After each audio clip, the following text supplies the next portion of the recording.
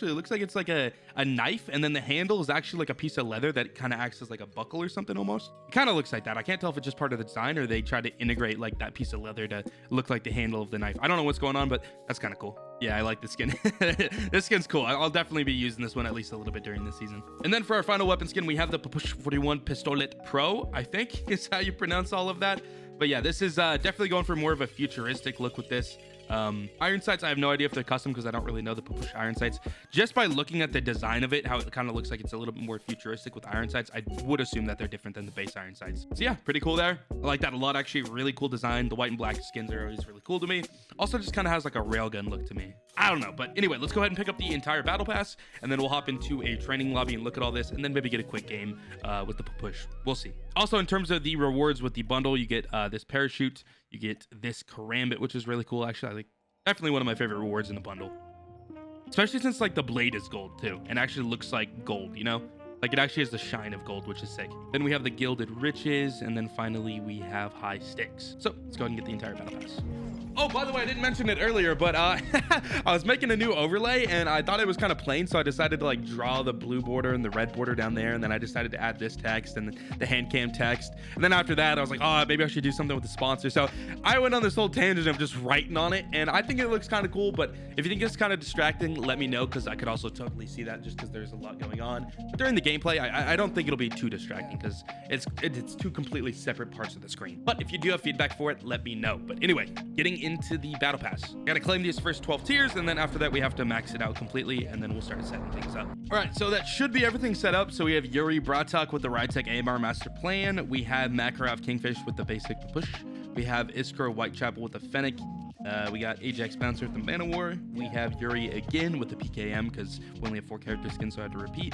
And then we have the Push 41 Pistolet Pro with just my skin to fill in the gap. And also because this is probably what I'm going to be getting gameplay with.